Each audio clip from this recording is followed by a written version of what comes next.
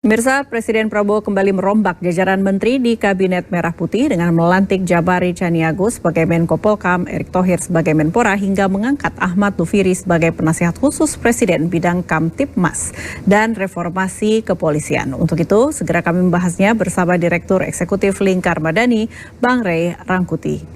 Bang Rey, terima kasih telah bergabung bersama Jawpos TV. Bagaimana? Langsung saja bagaimana Bang Rey melihat sosok Purnawirawan TNI Jabari Caniago yang dilantik sebagai Menko Polkam menggantikan Budi Gunawan? Saya tidak mau melihatnya dari aspek soal kemungkinan kinerjanya, kemungkinan klop dengan presiden dan sebagainya, gitu. Tapi lebih bersifat hubungan antara kedua belah pihak. Dalam ini adalah Presiden Prabowo dengan Pak Jamari.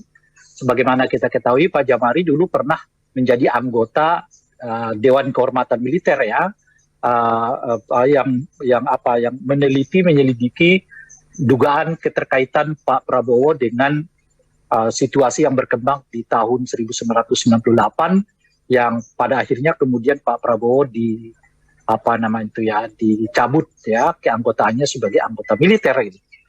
Nah, yang bagi saya uniknya sekarang justru orang yang pernah terlibat di dalam memberi semacam sanksi kepada Pak Prabowo, malah sekarang menjadi orang yang dilantik Pak Prabowo untuk menjadi anggota kabinetnya. Gitu. Saya sih melihatnya dari aspek Pak Caniagonya ya, dalam konteks apakah sebetulnya standar etik ya, standar moral di kalangan para elit kita ini sedemikiannya sehingga hal-hal yang kelihatan sebetulnya ya secara etik dan moral itu layak dipertanyakan itu dipertontonkan dengan sangat telanjang gitu.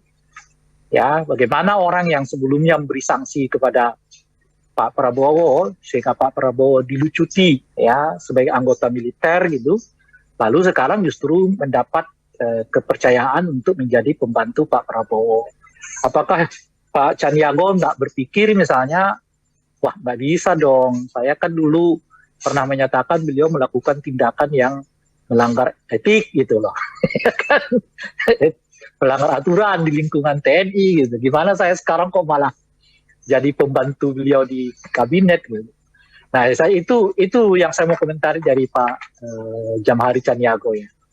Ya, ini apakah langkah tersebut tepat ya melihat situasi Indonesia saat ini dengan tensi tinggi, terutama pasca masa aksi yang berakhir ricuh kalau kita lihat di Agustus lalu? Soal kinerja ya, saya berbicara soal etiknya gitu loh, Pak. Ini kan etik nih yang kadang sekarang ini agak lemah di lingkaran politik kita gitu.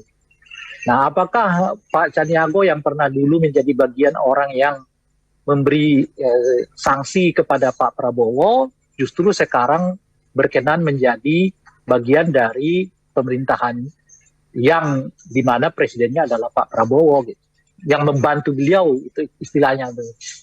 Nah, ini pertanyaan etik ya, pertanyaan moral, bukan pertanyaan hukum, bukan pertanyaan kompetensi, bukan pertanyaan soal yang lain-lain. Ini lebih pada apa sih yang mau kita contohkan ke masyarakat kita gitu. Mau kita contohkan nanti kamu kalau orang itu berkuasa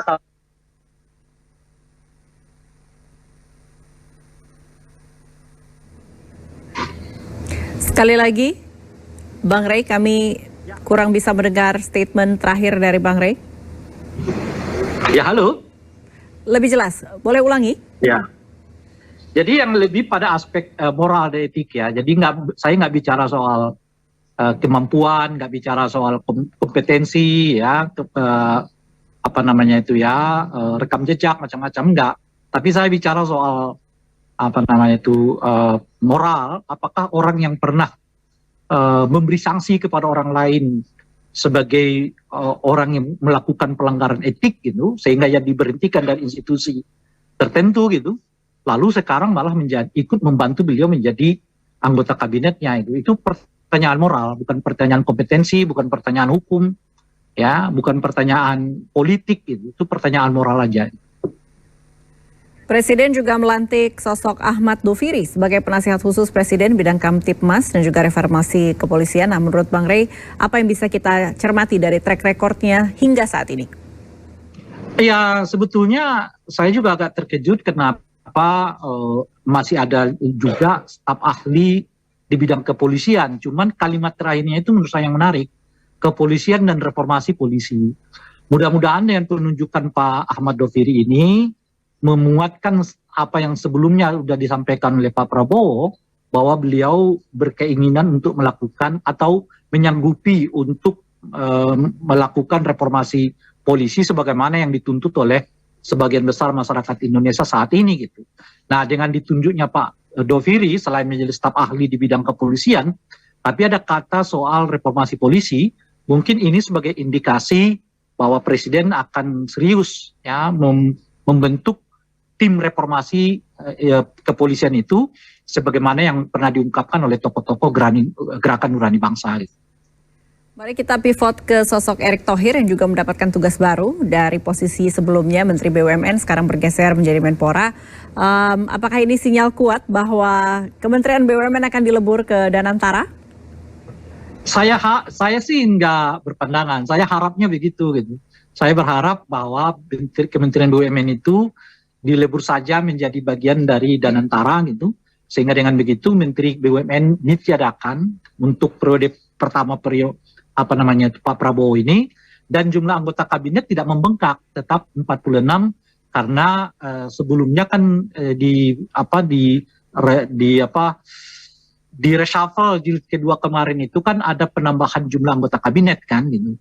Nah, dengan dinonaktifkannya Kementerian BUMN berarti jumlahnya tetap 46 gitu. Nah, jadi itu dalam kerangka efisiensi macam-macam dan sebagainya gitu. Nah, oleh karena itu ini bukan analisa tapi saya lebih mendorong ya Presiden segera menutup Kementerian BUMN itu, dicukupkan saja dengan Danantara gitu. Nah, terkait dengan Erick Thohir sendiri, pilihan jadi Menpora itu ya pertama daripada tidak jadi menteri lah gitu. Kan Menpora pun nggak apa-apa gitu.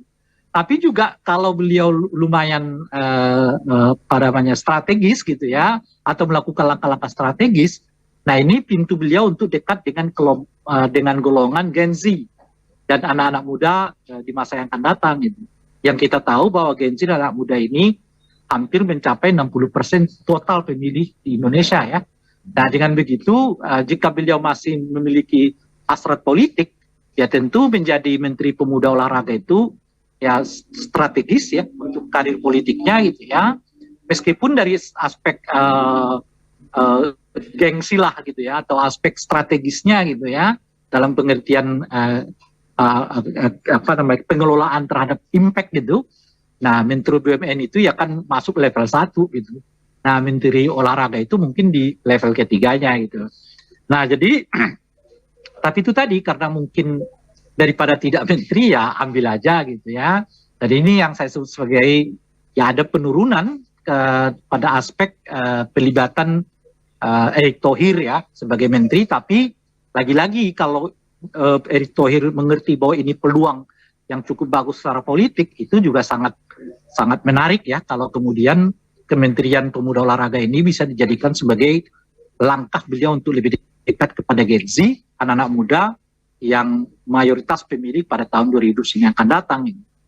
Nah, cuman saya berharap ya dan sebetulnya juga meminta kepada Presiden Prabowo agar segera mengevaluasi jabatan Ketua PSSI-nya Pak Erick Thohir.